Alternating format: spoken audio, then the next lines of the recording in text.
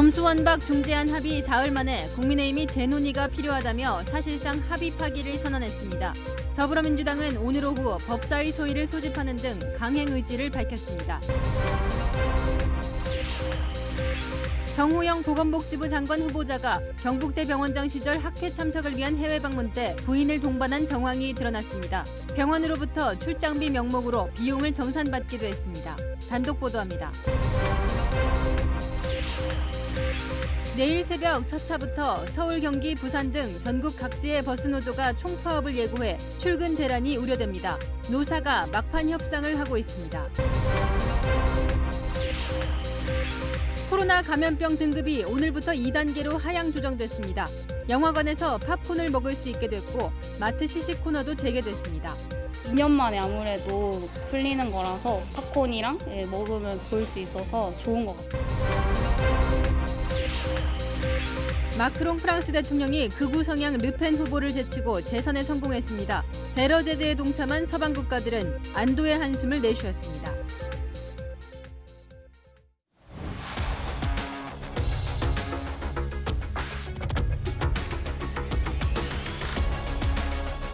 뉴스에 시작합니다. 저는 동정민입니다. 이 검수완박 법안을 둘러싼 여야의 충돌이 다시 시작됐습니다. 지난주 금요일 국회의장 중재안을 여야가 수용했다고 전해드렸었죠. 하지만 지난 주말 사이 이 검찰의 공직자와 선거범죄 수사권을 박탈한 건 정치권 방탄용이라는 비난이 쏟아졌습니다. 윤석열 대통령 당선인도 우려를 표하면서 국민의힘이 재논의를 요구하고 나섰습니다. 민주당은 합의 파기라며 국민의힘 없이 이번 주 중재안 처리를 위한 작업에 착수했습니다. 국회 현장에 이민찬 기자 나가 있습니다. 이 기자, 민주당은 예정대로 중재안을 처리하겠다며 법사위를 소집했다고요? 네, 그렇습니다. 이 더불어민주당이 잠시 뒤인 오후 8시 법제사법위원회 법안 소위를 소집했습니다. 검수완박 중재안 처리 절차를 시작하는 건데요. 국민의힘의 중재안 재논의 요구에 강행 처리로 맞서면서 여야는 다시 대치 국면으로 돌아가는 분위기입니다. 소위원장인 박주민 민주당 의원이 2시간 전쯤 소위 개최를 알렸는데요. 앞서 민주당은 중재안을 담은 법안 초안을 만들었고 오늘 밤 이 초안을 두고 본격적인 심사가 시작될 것으로 보입니다. 민주당은 중재안 법안을 늦어도 오는 29일에는 본회의까지 다 처리하겠다는 계획입니다. 국민의힘 의원들도 소위에 참석하는데요. 중재안 처리를 두고 여야가 다시 격돌할 것으로 예상됩니다. 이렇게 다시 대치 국면이 된 건 국민의힘이 사실상 중재안 파기를 했기 때문이죠? 네, 그렇습니다. 국민의힘은 오늘 아침 최고위원회의를 열어서 중재안 재논의 방침을 확정했습니다. 이 파기는 아니라고 하는데 이 재논의는 사실상 파기를 의미하는 것으로 볼 수 있습니다. 공직자 범죄와 선거 범죄에 대한 검찰의 직접 수사권이 빠진 부분에 대해서 국민들의 지적이 많이 있습니다. 여야가 머리를 맞대서 재논의할 필요가 있다고 생각합니다. 권 원내대표는 박병석 의장에게 재논의 의사를 전했지만 박홍근 민주당 원내대표의 입장은 강경합니다. 국회 합의를 모독하고 여야 협치를 부정하는 도발입니다. 민주당은 여야 합의한 대로 이번 주 반드시 마무리하겠습니다. 국민의힘은 법사위와 본회의에서 중재안 처리를 강행할 경우 무제한 토론 등으로 저지할 방침입니다. 지금까지 국회에서 채널A 뉴스 이민찬입니다. 민영배 의원 꼼수 탈당 논란 이후에 수세에 몰려있던 민주당은 국민의힘의 이 중재안 파기로 반전의 기회를 잡았다는 분위기입니다. 내부적으로는 중재안을 그냥 처리하자는 쪽과 이참에 원안을 밀어붙이자는 강경파가 힘겨루기를 하는 모습도 보입니다. 윤수민 기자입니다. 더불어민주당은 국민의힘이 여야 합의를 파기해 전국을 급냉시켰다며 다시 공세에 나섰습니다. 본인들만 지금 여러 가지로 어려움이 있어요. 저희는 그런 요구가 있습니다. 불구하고 의장중재 합의라고 하는 정신을 지키기 위해서 그 얘기를 입에 담고 싶어도 안 담고 있는 거잖아요. 여야가 어렵게 만든 중재안이 사실상 백지화된 배경에 윤석열 당선인이 있다고 주장했습니다. 윤석열 정부의 핵심 실세라고 하는 권성동 원내대표의 이런 입장 선회는 대통령 당선인의 작용이 없는 한 설명되지 않습니다. 민주당 한 의원은 민영배 의원 탈당으로 우리가 수세에 몰렸다면 국민의힘이 합의파기로 공세로 전환할 수 있는 분위기를 만들어줬다고 말했습니다. 강경파 의원들은 국민의힘이 합의를 깼으니 검수완박 민주당 원안을 밀고 나가자고 다시 목소리를 높이기 시작했습니다. 국회의장실로 찾아가 원안을 상정하라며 피켓 시위도 벌였습니다. 국민의힘이 먼저 중재안 합의를 깬 만큼 의장 중재안을 수용한 더불어민주당의 원안대로 검찰 정상화법 입법을 진행해야 할 것입니다. 국민의힘이 저희 민주당도 불만족스러운 국회의장의 중재안 합의까지 깨겠다면 민주당은 민주당 원안을 단독 강행 처리할 수밖에 없음을 분명히 말씀드립니다. 박 의장은 합의안에 충실해달라며 지금은 국민의 공감을 얻는 게 중요하다고 민주당 원안 처리에는 선을 그었습니다. 채널A 뉴스 윤수민입니다. 검수완박은 부패 완판이라고 했던 윤석열 당선인도 이 친정인 검찰과 여론의 반발에 부담이 큰 상황인데요. 이 당선인은 국민을 이기는 정치는 없다며 사실상 중재안에 반대 입장을 냈습니다. 인수위와 이 당 지도부가 모두 제동을 건 모양새입니다. 이어서 조영민 기자입니다. 윤석열 대통령 당선인은 오늘 검수완박 중재안의 재논의 필요성을 언급했습니다. 정치권 전체가 헌법 가치 수호와 또 국민의 삶을 지키는 정답이 무엇일까를 좀 깊게 고민을 하고 정치권이 중지를 모아주기를. 사실상 재협상을 하라는 취지로 민주당의 중재안 강행 처리에는 반대한다는 뜻으로 풀이됩니다. 장제원 대통령 당선인 비서실장도 윤 당선인의 검수완박 반대 입장을 전했습니다. 위배하는 것이고 또 국가나 정부가 이런 헌법 정신을 지켜야 하는 책무를 저버리는 것이다라고 검찰총장 사퇴할 때 말씀하신 것과 생각이 전혀 변함이 없어요. 윤 당선인은 검찰총장에서 물러나면서 검수완박을 비판한 바 있습니다. 이 소위 말하는 검수완판이라고 하는 것은 어떤 부패를 완전히 판치게 하는 부패 완판으로서 헌법 정신에 크게 위배되는 것이고, 자신이 몸담았던 검찰은 물론 보수층에서도 중재안 수용을 비판하는 목소리가 커지자 입장을 분명히 한 것으로 보입니다. 이준석 국민의힘 대표도 여론을 수렴할 시간이 필요하다며 속도 조절에 들어갔습니다. 공청회 또는 법무부 장관 후보자 청문회를 통해 민주당이 추진하고자 하는 소위 검수완박 법안에 대해 국민적 우려가 불식되고 그에 대한 지지 여론이 생긴다면 안철수 인수위원장도 정치권이 검찰 수사 대상에서 공직자와 선거 관련 범죄를 제외한 것은 이해상충이라고 재차 비판하며 재논의 필요성에 힘을 실었습니다. 채널A 뉴스 조영민입니다. 검수완박 법안의 최종 거부권을 갖고 있는 문재인 대통령은 중재안은 잘 됐다며 찬성의 뜻을 밝혔습니다. 퇴임 후 평범한 국민으로 살겠다는 마지막 기자 간담회 소식, 전혜정 기자가 전합니다. 문재인 대통령은 마지막 기자간담회에서 검수완박 중재안에 찬성했습니다. 또는 과정에 있어서는 역시 이제 국민들의 공감과 지지를 받을 수 있어야 한다고 생각합니다. 그런 점에서 이번에 박병수 국회의장의 중재로 이루어진 그 양당 간의 합의가 저는 잘 되었다고 생각합니다. 김호수 검찰총장이 사의를 표하는 등 검찰의 반발에 대해선 이해할 수 있다면서도 검찰이 가지고 있는 우려는 충분히 보완될 수 있다고 강조했습니다. 중대범죄수사청 같은 것들이 만약에 만들어진다면 다소 불만스러운 점이 있다 하더라도 앞으로 또 후속 절차 과정에서 얼마든지 보완될 수 있는 것이고, 문 대통령은 이명박 전 대통령, 조국 전 장관의 부인 정경심 전 교수, 그리고 이재용 삼성전자 부회장 등에 대한 사면에는 부정적이었습니다. 사법 정의를 마저 보완하는 그런 이제 그 차원에서만 행사되어야 한다고 생각을 합니다. 결코 뭐 대통령의 특권일 수는 없습니다. 국민들의 지지 또는 공감대 여부가 여전히 우리가 따라야 할 판단 기준이라고 생각합니다. 조국 전 장관 임명 등 인사 논란에 대해선 국민들께 송구스럽게 생각한다면서도 더 깊은 이야기는 다음으로 미뤄두고 싶다고 여지를 남겼습니다. 문 대통령은 퇴임 후엔 평범한 국민으로 살겠다면서 고 노무현 전 대통령처럼 시민들과 일부러 만나는 자리를 갖진 않겠다고 밝혔습니다. 채널A 뉴스 전혜정입니다. 마침 오늘은 법치주의의 의미를 되새기는 제59회 법의 날인데요. 법조계에선 검수완박 중재안에 대한 반발이 불을 뿜고 있습니다.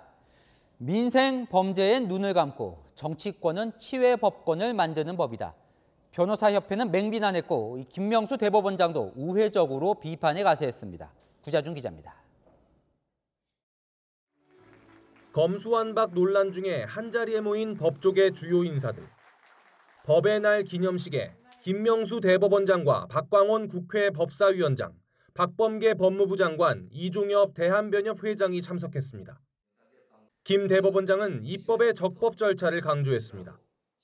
법치주의의 진정한 의미와 가치를 구현하기 위해서는 입법 과정에서 적법한 절차에 따라 정당한 법을 만들어야 함. 입법 과정에서 법사위원을 사보임하거나 의원을 탈당시키면서 생긴 논란을 우회적으로 비판했다는 분석이 나옵니다. 이종엽 대한변협 회장은 비판 수위를 높였습니다.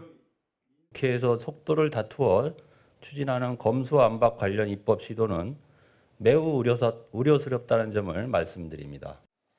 변협은 이후 배포한 성명에서도 국민을 위한다는 명목으로 국회의원의 이익을 위한다는 의심이 든다고 밝혔습니다. 협회는 오는 28일부터 매일 4시간씩 검수완박 중재안을 놓고 무제한 토론을 벌일 예정입니다. 학술단체인 한국형사소송법 학회도 내일 긴급 토론회를 열고 검수완박 중재안에 대한 의견을 밝힐 예정입니다.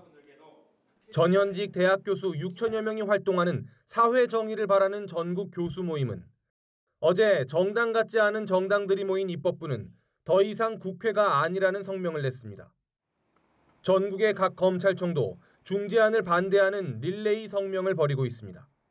채널A 뉴스 구자준입니다. 김호수 검찰총장을 향한 검찰의 시선은 싸늘합니다. 중재안 발표 직전에 이 발언이 화근인데요. 국민들이 또 국회에서 또 여론에서 원하지 않는 권력 수사는 하지 않는 것이 또 필요할지도 모른다. 국회가 원하지 않는 수사는 안 하겠다고 말했던 걸 보면 이 공직자 수사를 못하게 한 중재안에 대해 이 사전에 김 총장이 동의했던 것 아니냐는 의혹이 제기된 거죠. 김 총장은 오늘 중재안의 중자도 몰랐다고 반박했습니다. 이은우 기자 보도 보시고 아는 기자로 이어갑니다. 지난 22일 검수완박 중재안이 공개된 직후 사표를 낸 김호수 검찰총장. 하루 전 박병석 국회의장을 만나 중재안에 대한 언지를 받고 사실상 동조한 것 아니냐는 의혹이 제기됐습니다. 김 총장은 사표 제출 사흘 만에 기자회견을 자청하고 의혹을 적극 반박했습니다. 박병석 국회의장 면담 과정에서 중재안이나 여야 합의에 대해 전혀 말이 없었다며 중재안의 중자도 몰랐다는 겁니다. 그러면서 무능하다고 해도 어쩔 수 없지만 여야 원내대표가 뭐 하는지 관심도 안 가졌고 만난 적도 없다고 말했습니다. 검수완박 중재안에 대해선 재차 반대 의사를 밝혔습니다. 검수완박 법안의 시행 시기만 잠시 늦춘 것에 불과하므로 검찰은 중재안에 동의할 수 없고 명확하게 반대합니다. 김 총장의 해명에도 검찰 내부 반응은 싸늘합니다. 김 총장이 국회 설득 필요성을 여러 차례 강조했으면서도 국회 논의 상황을 몰랐다는 걸 믿기 어렵다는 겁니다. 박범계 법무부 장관은 김 총장의 사표를 청와대로 보내 대통령의 뜻을 묻겠다고 밝혔습니다. 김 총장의 사표는 이르면 이번 주 중 수리될 전망입니다. 채널A 뉴스 이은우입니다.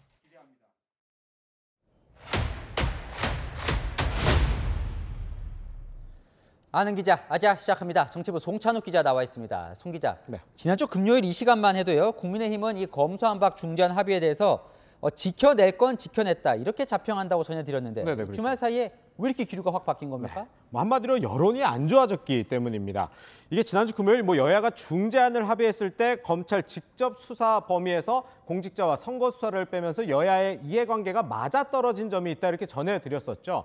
국민의힘은 이 부분에 대한 여론이 특히 안 좋다는 이유로 재논의를 꺼내들었습니다. 한 국민의힘 의원은 만나는 사람마다 이걸 왜 합의했냐고 한 소리를 하더라 이렇게 전했는데요.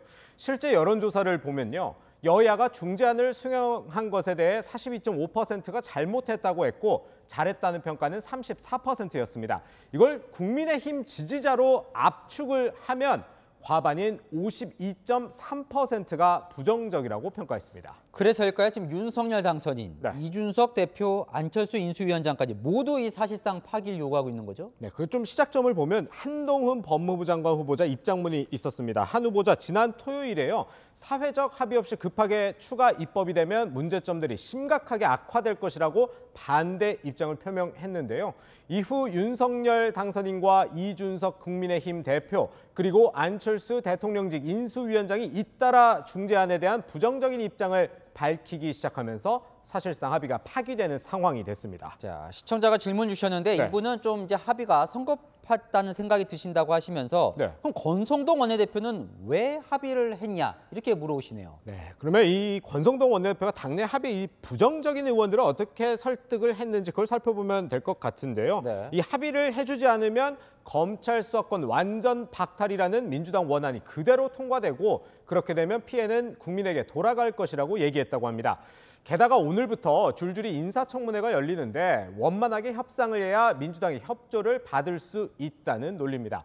그러나 첫 청문회부터 민주당의 협조는커녕 파행을 하게 됐고 검수완박 법안 중재안에 대한 여론도 좋지 않아졌으니 권 원내대표로서는 취임 후 첫 협상부터 난감한 상황에 처한 셈입니다. 어젯밤까지만 해도 권 원내대표는 합의 파기로 보이면 민주당이 가만히 있지 않을 것이기 때문에 합의 정신을 지켜야 한다며 여전히 중재안 고수 입장이었다고 합니다. 결국 오늘 달라진 분위기에 재논의를 공개적으로 민주당이 요청했고요.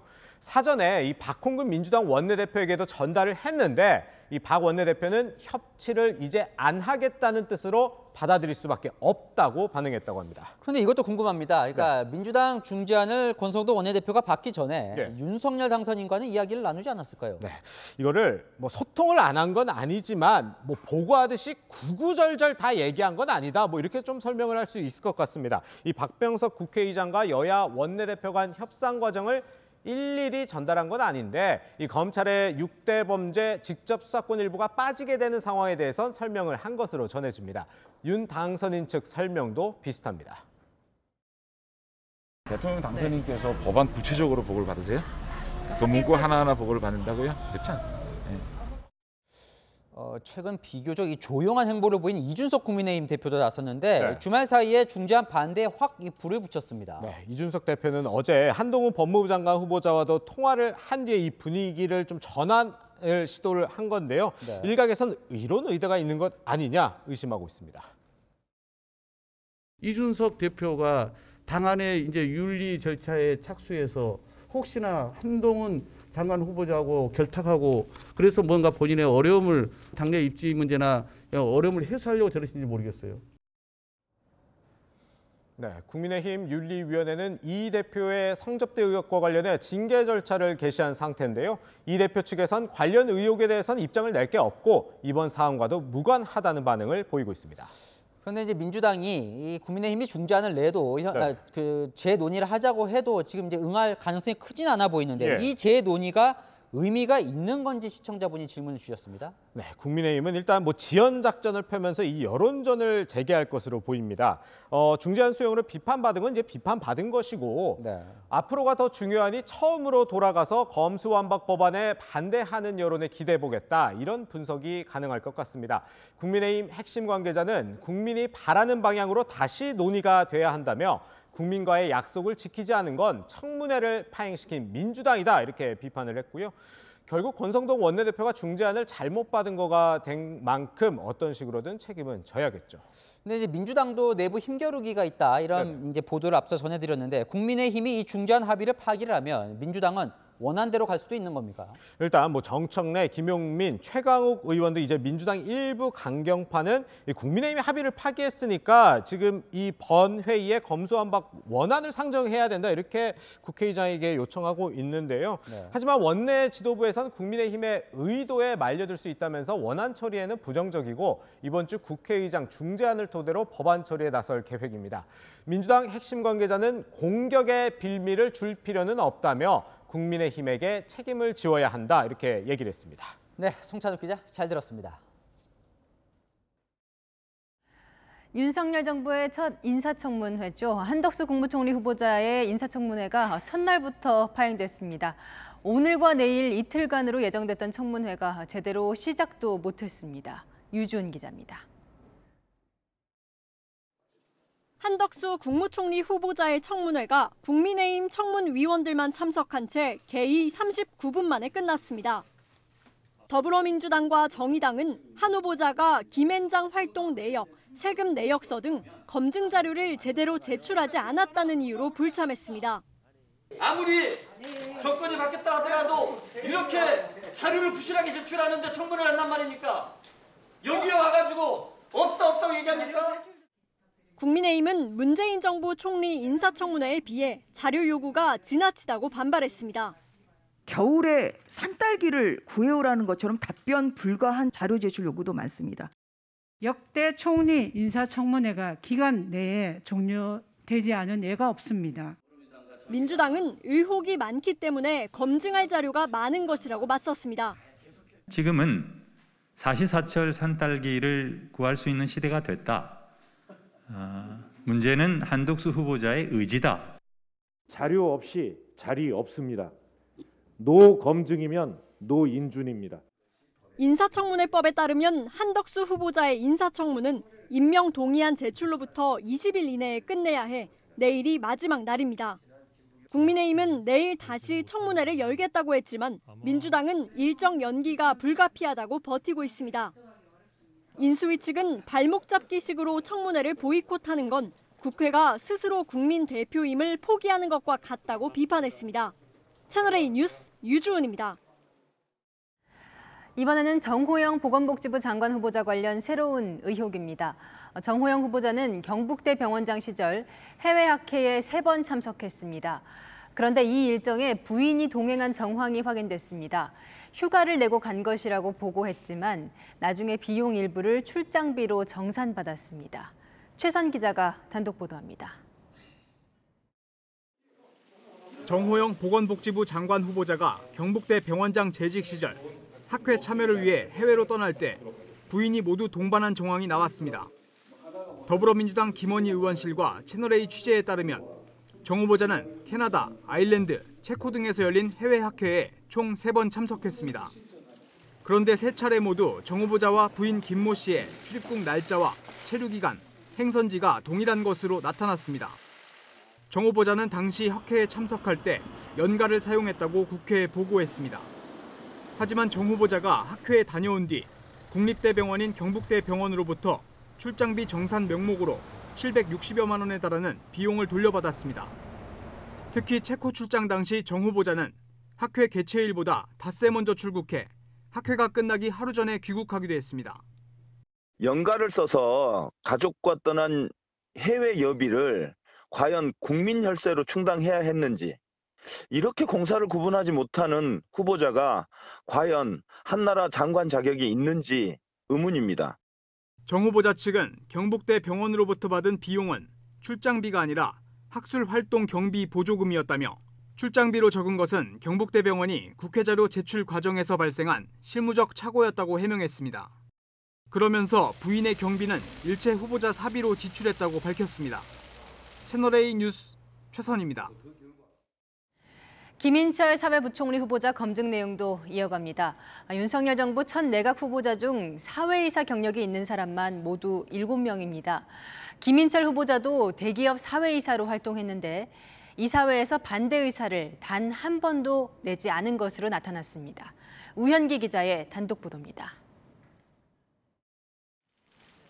김인철 사회부총리 겸 교육부 장관 후보자는 한국외대 총장 재임 시절인 2018년 3월부터 2019년 말까지 롯데 첨단 소재 사회이사를 겸직했습니다. 당시 김 후보자가 1년 9개월간 사회이사로 근무하며 받은 보수는 1억 1,566여만 원입니다. 김 후보자는 이 기간 동안 총 13번의 이사회에 참석했는데 상정된 안건 29건에 대해 모두 찬성표를 던진 것으로 나타났습니다. 김 후보자뿐만 아니라 사회이사 경력이 있는 이창양 산업통상자원부 장관 후보자, 박보균 문화체육관광부 장관 후보자 등 다른 후보자들도 상황은 비슷합니다. 사회이사로서 경영감시와 견제라는 취지보다 사실상 기업의 거수기 역할을 한 것 아니냐는 지적이 나옵니다.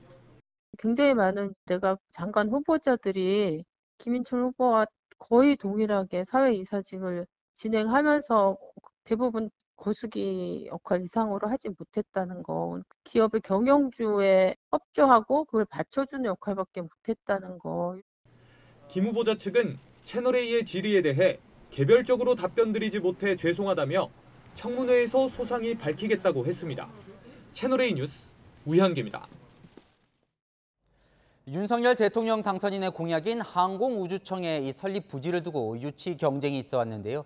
인수위원회는 경남 사천을 확정 지은 것으로 전해졌습니다. 이 경쟁 지역이었던 대전에는 방위사업청 이전을 검토 중입니다. 정한희 기자입니다. 윤석열 대통령 당선인이 한국에 나사를 만들겠다며 공약한 항공우주청이 경남 사천에 들어설 전망입니다. 인수위는 이 같은 안을 확정하고 지난주 토요일 윤 당선인에게 최종 보고를 마친 것으로 전해졌습니다. 인수위 관계자는 후보 시절 공약을 지키는 의미라며 사천의 한국항공우주산업, 카이와 공군 등 항공우주 관련 사업체와 연구기관이 밀집한 점도 선정 배경이라고 설명했습니다. 우주 항공의 중심지인 카이가 있는 이 사천에 항공우주청을 설치해서 이 지역이 항공우주의 요람이 되도록 만들겠습니다, 여러분. 사천에서 발사체를 개발하고 나로 우주센터가 있는 전남 고흥에서 시험 발사를 해 영호남을 아우르는 우주항공 클러스터를 만들겠다는 겁니다. 인수위는 새 정부가 육성할 미래 먹거리 산업으로 항공우주 산업을 꼽기도 했습니다. 달 착륙을 포함해서 스페이스 스테이션을 포함해서 이러한 산업에 대해서 제대로 우리가 진입할 수 있도록 경쟁력을 가질 수 있도록 항공우주청 유치 경쟁에서 고배를 마시게 된 대전에는 방위사업청을 이전시켜 국방과학기술 중심지로 육성하겠다는 방침입니다. 채널A 뉴스 정한입니다. 조 바이든 미 대통령이 다음 달 일본보다 앞서서 한국을 방문합니다. 다음 달 20일부터 2박 3일 일정이 유력한데요. 이번 방안에 미국의 요구 조건이 있었다는데 곽정아 기자가 취재했습니다. 윤석열 대통령 당선인과 조 바이든 미국 대통령이 다음 달 21일 한미 정상회담을 갖습니다. 한미 양국은 바이든 대통령이 다음 달 20일부터 2박 3일 방한하는 일정을 논의 중입니다. 다음 달 24일 쿼드 정상회의 참석을 위한 일본 방문보다 앞선 일정입니다. 대통령 취임 후 첫 동아시아 순방의 첫 번째 방문지로 한국을 택한 겁니다. 게다가 2박 3일 일정은 10년 전 오바마 대통령 방한 이후 처음입니다. 조속한 정상회담 개최와 일본보다 앞선 한국 방문에는 북중러에 맞선 한미일 동맹의 견고화를 염두에 둔 미국의 의지가 반영된 것으로 보입니다. 경제와 안보 가장 중요한 그런 현안 아니겠습니까? 한미 정상회담이 또 조기에 이루어지면 뭔가 알찬 그런 방문이 됐으면 좋겠다. 앞서 한미 정책협의단의 방미 당시 방한 요청을 받은 백악관 측은 조속한 한일 관계 개선을 조건으로 언급한 것으로 알려졌습니다. 윤 당선인도 오늘 보도된 월스트리트저널과의 인터뷰에서 새로운 우정을 바탕으로 한미일 관계의 새로운 날, 새로운 장을 열겠다고 밝혔습니다. 앞서 기시다 일본 총리 측에 다음 달 10일 대통령 취임식 참석과 한일 정상회담을 제안한 것도 같은 맥락입니다. 일본을 방문 중인 한일 정책협의단도 오늘 하야시 일본 외상에 이어 모레 기시다 총리 면담을 조율 중입니다. 협의단 측은 김대중 대통령과 오부치 총리 시절 맺은 한일 파트너십의 회복 의지를 담은 윤단 선인의 친서도 전달할 예정입니다. 채널A 뉴스 곽정아입니다.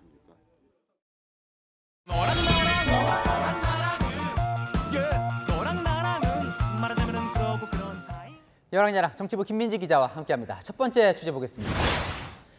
누가 조국 전 장관 부부를 언급했을까요? 네, 박지현 민주당 비상대책위원장인데요. 자녀와 관련한 의혹이 제기된 정호영, 김인철 장관 후보자의 자진 사퇴를 요구하면서 조국 전 장관의 사과가 먼저라고 했습니다.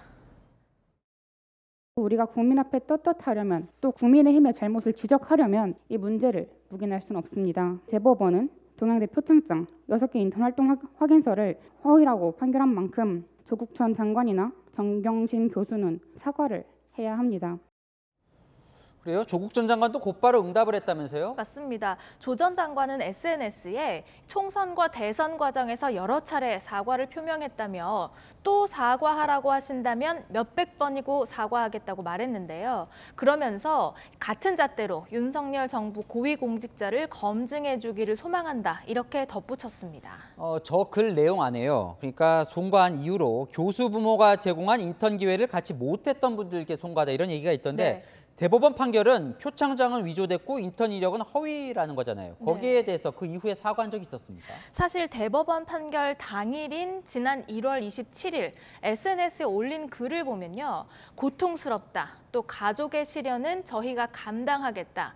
송구하고 감사하다. 이렇게 적었는데 사과보다는 고통, 시련에 방점이 찍혀 있었습니다. 앞서 법무부 장관 후보자 시절 사과는 이런 수준이었습니다. 국민들과 청년들에게 마음의 상처를 주고 말았습니다. 혜택을 입었던 점에 대해서는 제가 반성합니다. 말과 행동이 일치하지 못한 점이 있었습니다. 박지현 비대위원장은 오늘 조국 전 장관의 사과 말씀에 감사드린다고 화답했지만요. 포괄적인 사과가 아니라 대법원 판결로 확정된 위법 사항에 대한 명확한 사과가 필요했다는 자신의 요구가 과연 조 전 장관 사과에 담겼는지는 의문입니다. 네, 다음 주제 넘어가 보겠습니다. 대통령 취임식이 이 보름 정도 남았는데 만찬장의 논란입니다. 네, 윤석열 당선인은요. 다음 달 10일 취임식을 마치고 외교사절 등 귀빈을 초청해서 만찬을 열 예정인데요. 그 장소가 신라호텔 영빈관으로 알려졌습니다. 민주당은 혈세 낭비라면서 맹비난했습니다. 멀쩡한 청와대 영빈관을 놔두고 굳이 국민의 혈세를 쏟아부어 고급 호텔에서 초호화 만찬을 열 계획입니다. 민생보다 대통령이 먼저인 나라를 선언하는 셈입니다. 자, 대변인 말대로 그동안은 이 관례적으로 청와대 영빈관에서 했다죠. 맞습니다. 하지만 이번에는 취임식 당일에 청와대를 개방하게 되면서 별도 장소를 준비할 수밖에 없었는데요. 민주당은 역대 대통령 취임식 중 가장 비싼 33억 원이 든다는 점을 꼬집었습니다. 취임준비위원회는 9년 전 박근혜 대통령 취임식 때 31억 원이 들었다면서 물가 상승을 감안해달라고 했는데요. 특급 호텔에서 열리는 대통령 취임식 만찬, 국민들은 어떻게 볼지 궁금합니다. 네, 마지막 주제 넘어가 보겠습니다. 문재인 대통령의 마지막 이 기자 간담회가 방금 끝났는데 올해 첫 간담회죠. 맞습니다. 문 대통령은 청와대의 정원이죠. 이 녹지원에서 기자들에게 소통 기회가 부족했다고 사과하면서 코로나 상황 등을 들어 양해를 구했습니다. 신년 기자회견마저 이제 취소하면서 비판도 있었어요. 네, 문 대통령과 기자들의 만남은 올해 들어서 처음일 뿐만 아니라 지난해 5월 기자회견 후 1년 만입니다. 취임 때 이 약속 기억하시는지요? 국민과 수시로 소통하는 대통령이 되겠습니다. 시민들과 격이 없는 대화를 나누겠습니다. 오늘 마지막 간담회도 우여곡절이 있었다죠? 네, 사실 오늘 기자 간담회 조금 급하게 마련된 감이 있는데요. 손석희 전 앵커와의 대담이 예고되면서 특정인과의 대담이 마지막 소통이냐는 논란을 수습하기 위한 것이라는 지적도 나왔습니다. 자, 윤석열 당선인도요. 처음에는 뭐 기자 천막에도 들어오고 하더니 요즘은 잠잠하네요. 인수위 초반과는 확연히 분위기가 좀 달라졌습니다. 우리 기자 여러분들과 간담회를 자주 갖겠습니다. 언론 앞에 자주 서겠습니다.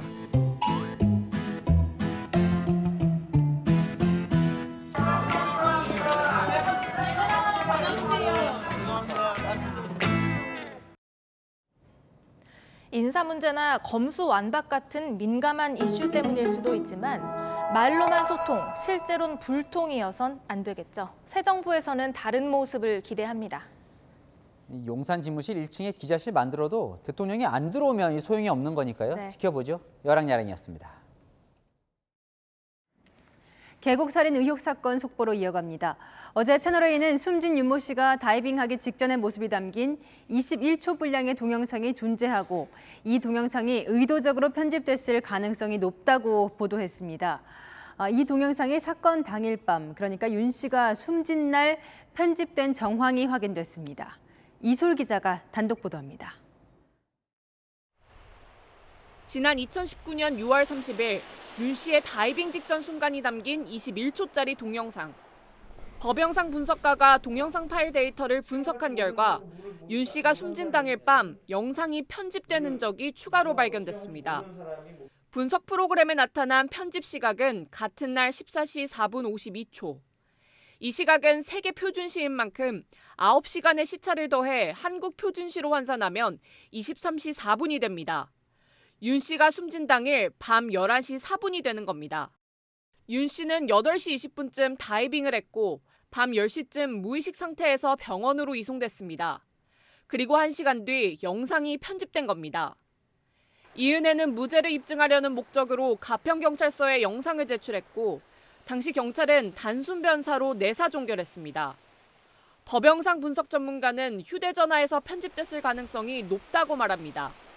데이터 보니까 안드로이드 버전 9으로 나오더라고요. 핸드폰으로 측정을 한 것 같고 영상의 자체가 더 많은 부분이 있는데 이거를 축약해서 보여주지 않으려고 편집했을 가능성이 높다.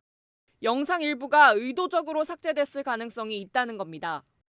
편집할 수 있는 부분은 딱 하나밖에 없어요. 앞부분을 자르든지 뒷부분을 자르든지 일부러 저화질로 압축할 수도 있고요. 이은혜가 제출한 21초짜리 영상에는 남편 윤 씨의 입수 장면이 빠져 있습니다. 당초 진술을 거부하던 이은혜는 구속 이후 조사에 조금씩 응하기 시작한 상황. 동영상을 어떤 목적으로 누가 편집했는지는 검찰 수사에서 밝혀질 걸로 보입니다. 채널A 뉴스 이솔입니다. 강서구의 아파트에서 60대 여성을 살해한 사건의 범인이 체포됐습니다. 아파트 같은 층에 사는 남성이었습니다. 김지윤 기자가 보도합니다. 어제 오전 모텔로 들어서는 남성. 주머니에서 구겨진 현금을 꺼내 숙박비를 냅니다. 14시간이 지난 뒤인 오늘 새벽 1시, 경찰관들이 모텔에 들이닥쳐 남성을 체포합니다. 지난 21일 강서구 임대아파트에서 60대 여성을 살해한 피의자 40대 박모 씨가 붙잡힌 겁니다. 박 씨는 범행 직후 강서구의 한 모텔에서 잠을 잔 뒤 여러 차례 택시를 갈아타고 경기도 부천으로 이동해 모텔을 전전했습니다. 보통 손님들은 그냥 결제만 하고 하는데 좀 이렇게 좀 불안하다거나 좀 눈치를 본 것 같아요. 박 씨는 피해자와 아파트 같은 층에 살던 주민이었습니다. 박 씨는 지난 2월 함께 살던 어머니가 숨져 임대아파트 입주 자격이 박탈됐다며 이사 비용을 구하려고 범행을 저질렀다고 진술한 걸로 알려졌습니다. 엄마 명의로 돼 있는데 돌아가셨으니까 이제 돈은 없지 주건 벼줘야지 갈 데는 없지. 숨진 60대 여성은 평소 폐지를 수거하며 살아왔습니다. 이 여성은 지난 2월 박 씨의 어머니가 숨졌을 때 유품 정리를 도울 정도로 가까운 이웃이었고 피의자 박 씨는 여성을 이모님으로 불렀습니다. 그 어머니하고는 오랫동안 아신 것 같았어요. 근데 어머니 돌아가실 때 집 정리해주고 지금 요즘 치워주고. 경찰은 박 씨의 정확한 범행 동기 등을 조사하는 대로 구속영장을 신청할 예정입니다. 채널A 뉴스 김지윤입니다. 오토바이로 배달을 하던 고등학교 2학년 학생이 앞에 서 있던 승용차 문에 충돌해 숨졌습니다. 조현진 기자가 보도합니다. 인천의 왕복 10차로 도로. 횡단보도 앞에 국화꽃 한 송이가 놓였습니다. 어제 오후 5시 반쯤 횡단보도 앞에 정차했던 차량 문이 열리며 뒤따라오던 오토바이와 부딪혔습니다. 오토바이를 몰던 17살 A군이 크게 다쳐 병원으로 옮겨졌지만 끝내 숨졌습니다. 당시 승용차 운전자는 편도 5차로 끝 차선에 신호대기 중이었고 운전자 가족이 횡단보도를 건너려 뒷좌석 문을 열다 사고가 난 것으로 조사됐습니다. A군은 당시 헬멧을 착용한 상태로 배달을 가던 길에 변을 당했습니다. 문이 다 열린 게 아니고 가게 한 요 정도밖에 안 열렸을 때 부딪혔나 봐요. 그냥 동에서 다 닫고 그렇게 일을 했었는데 열심히 했었거든요. 경찰은 운전자를 불구속 입건하고 정확한 사고 경위를 조사하고 있습니다.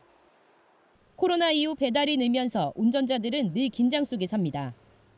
공간이 가까이 될 수 없는 공간이더라도 꼭 확인하고 손님이 문을 먼저 열지 못하도록 기사가 그거를 안전수칙에 항상 지켜줘야 돼요.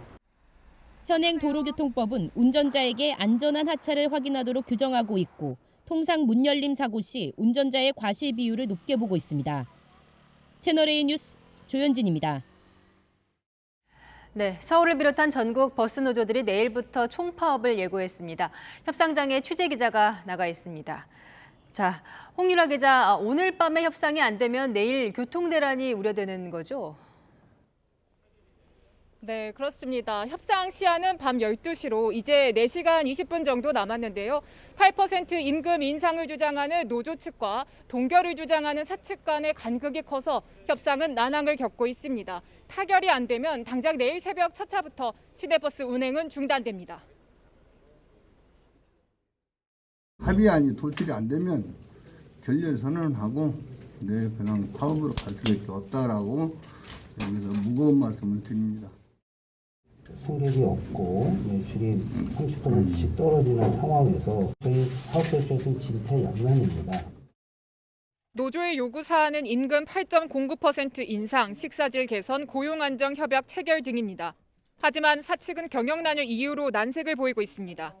노사 양측 협상이 끝내 결렬돼 노조가 결국 파업을 강행할 경우 서울시내버스는 지난 2012년 이후 10년 만에 멈춰서게 됩니다. 서울시버스 노조에 가입된 시내버스는 7,200여 대로 전체 시내버스의 98%에 이릅니다. 부산, 대구, 광주, 경기, 제주 등 산하 지역 버스 노조도 사측과 최종 협상을 벌이고 있어 파업의 규모는 더 커질 수도 있습니다.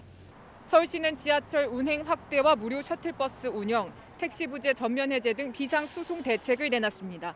지금까지 서울지방노동위원회에서 전해드렸습니다. 오늘부터 코로나 감염병 등급이 2급으로 낮아졌습니다. 당장 영화관에서 팝콘을 먹을 수 있게 됐고 닫았던 복지시설도 문을 열었습니다. 황규락 기자입니다.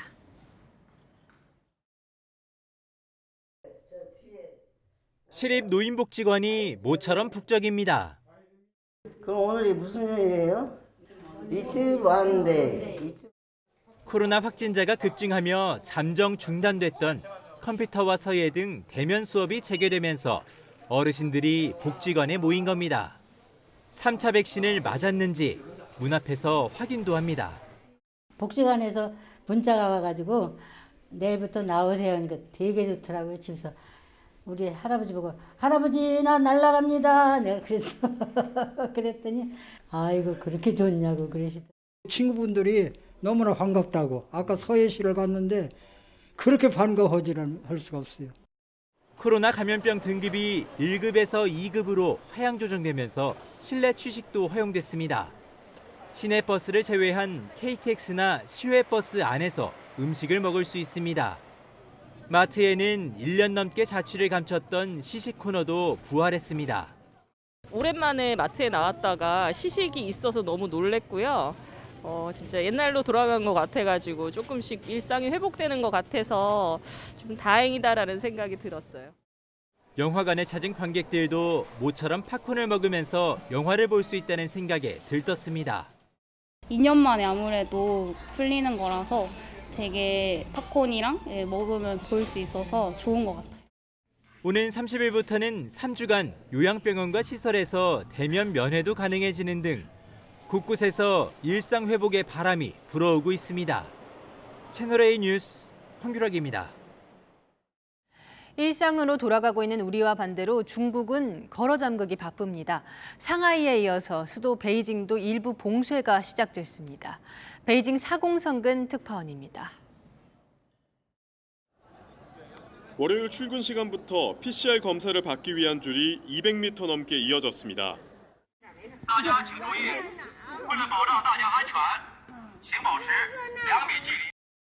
지난 주말부터 20명 안팎의 소규모 확산이 이어지자 차오양구 주민 전원을 대상으로 PCR 검사가 진행됐습니다. 차오양구에 사는 저도 오늘과 수요일, 금요일까지 모두 3차례의 PCR 검사를 받아야 합니다. 이번 전수검사에서 주민 중 단 한 명의 확진자만 나와도 아파트 단지는 바로 봉쇄됩니다. 차오양구는 서울의 4분의 3 정도 크기에 345만여 명이 거주하는 지역으로 베이징의 경제상업 중심지입니다. 차오양구에 속한 한인타운과 주중 한국대사관도 봉쇄 조치 확대에 따른 대책을 준비 중인 가운데 시장에선 벌써 사재기 조짐도 보입니다.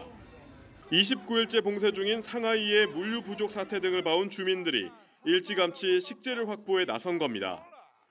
베이징 당국은 물류 공급을 자신하지만 대파와 오이 등 식탁에 자주 오르는 채소들은 이미 동나기 시작했습니다. 囤货不用囤太，您减就是稍微，因为要有问题我们自己也买了，我们现在都没买东西。 중국의 제로 코로나 정책 탓에 경제 중심지 상하이에 이어 수도 베이징에까지 봉쇄 그림자가 들이우고 있습니다. 베이징에서 채널A 뉴스 사공성근입니다. 마크롱 프랑스 대통령이 재선에 성공했습니다. 테러 제재에 동참했던 서방 국가들이 안도의 한숨을 내쉬었습니다.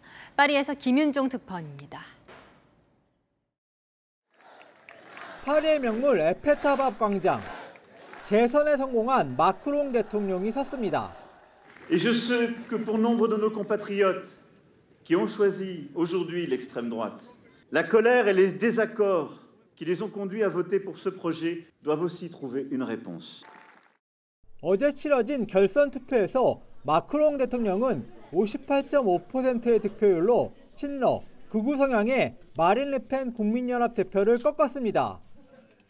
이로써 자크 시라크 대통령 이후 20년 만에 재임에 성공한 대통령이 됐습니다. 당장 조 바이든 미국 대통령은 우크라이나 지원, 민주주의 수호의 긴밀한 협력을 계속해 나갈 것을 기대한다며 축하했습니다. 하지만 르펜 후보가 우크라이나를 침공한 푸틴 러시아 대통령을 옹호하는 입장임에도 5년 전 32.2%포인트 차를 17%포인트 차까지 좁힌 건 악재입니다. 테러 제재, 연금 개혁 등의 사회 분열이 더욱 두드러질 것이란 분석이 나옵니다. Avec plus de 43% des voix, le résultat de ce soir représente en lui-même une éclatante victoire. 마크롱 대통령이 재임에 성공하면서 유럽연합은 물론 서방이 안도의 한숨을 내쉬었습니다. 그러나 양극으로 분열된 프랑스 사회의 갈등은 한동안 지속될 것으로 보입니다. 파리에서 채널A 뉴스 김윤종입니다. 일반 운전자들은 유류세 인하 조치로 약간이나마 기름값이 낮아졌죠. 하지만 원래부터 세금이 면제된 면세유를 쓰는 농어민들은 사정이 다릅니다. 현장 카메라 정다은 기자입니다. 인천 소래포구항에 나와 있습니다. 어민들이 바다에서 잡아온 물고기를 파느라 분주한 모습입니다. 그런데 요즘은 조업을 나갈수록 손해가 더 커지고 있다고 하는데요. 그 이유는 뭔지 확인해 보겠습니다. 아침부터 생선을 찾는 손님들의 발걸음이 이어집니다. 활기찬 분위기지만 어민들의 속사정은 다릅니다. 생선 가격이 제가 3년 전 팔던 가격이랑 지금이랑 똑같아요. 기름값은 올라가고 그러니까 상인들 입장에서는 상당히 어렵죠. 특히 국제유가 급등에 어민들은 직격탄을 맞았습니다. 면세에 오르지 않았을 경우도 1년에 8천만 원에서 1억 2천만 원 정도의 비용이 들어갑니다. 지금 상황에서 지금 24만 원인데 한 드럼에 거의 2억 정도 이렇게 생각이 돼요. 러시아의 우크라이나 침공 이후 어업용 면세유 가격이 200리터, 한 드럼당 23만 원으로 급등했습니다. 지난해보다 2배 이상으로 치솟은 겁니다. 50년 됐는데 이렇게 비싼 적은 처음이에요. 기름 아까우니까 고기도 끓으니까 매일 나가야 되는데 이틀에 한 번, 3일에 한 번씩. 치솟는 기름값에 어선이 수개월째 항구에 묶여있기도 합니다. 작년 10월 달부터 지금 여태까지 배 묶어놓고 있어요. 꽃게도 못 잡아, 지금 새우짓기도 못하고 파밍 넘는 배를 운영을 못하고 일하고 있을 때 그 심정이 어쩌겠어요. 기름값과 인건비를 빼고 나면 적자가 나다 보니 아예 조업을 포기하는 겁니다. 어민들은 기름값 지원이 필요하다고 주장합니다. 하지만 소비자용 휘발유나 경유와 달리 농어촌에 공급되는 면세유는 가격 조정이 어렵습니다.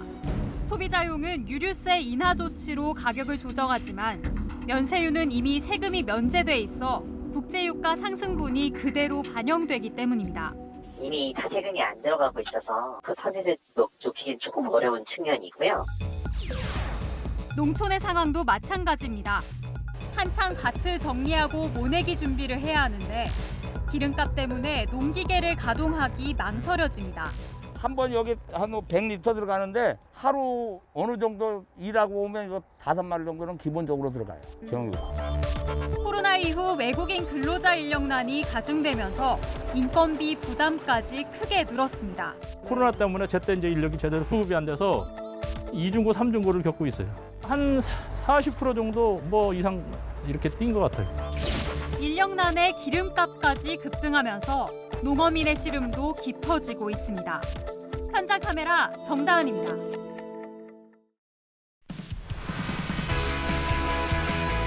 안녕하세요. 스포츠 뉴스입니다. 올해 프로야구는 김광현, 양현종, 푸이그 등 전직 빅리거들의 가세로 기대를 모았는데요. 희비가 엇갈리고 있습니다. 정윤철 기자입니다.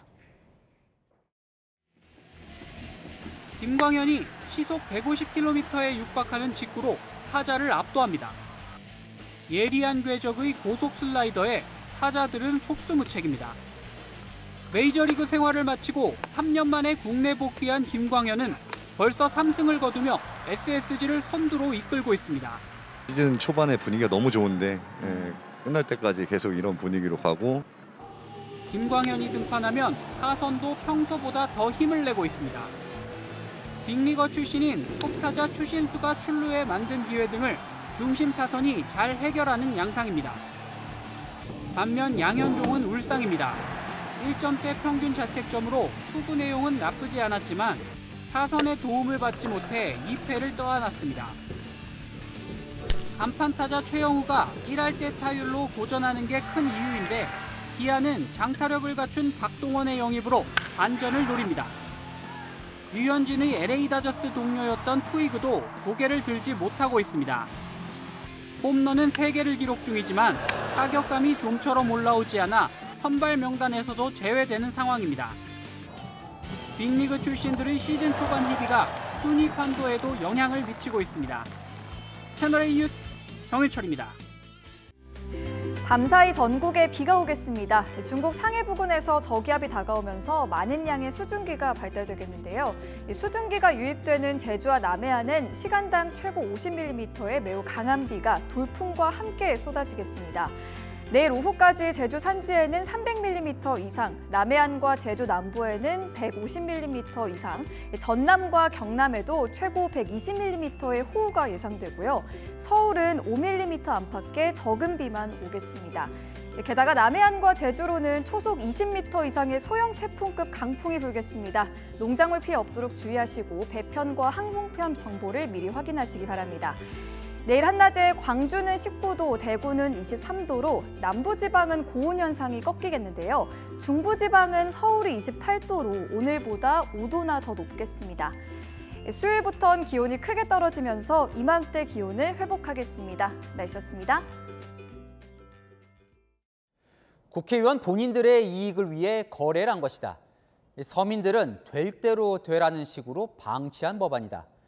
장애인 아동 변호사의 지적인데요. 법의 날인 오늘 검수완박 중재안을 멈춰달라는 법조계의 호소가 이어졌습니다.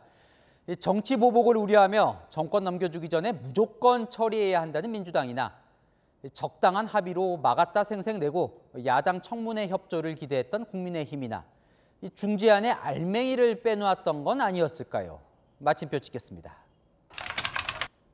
국민 빠진 중재안, 뉴스에 마칩니다. 감사합니다.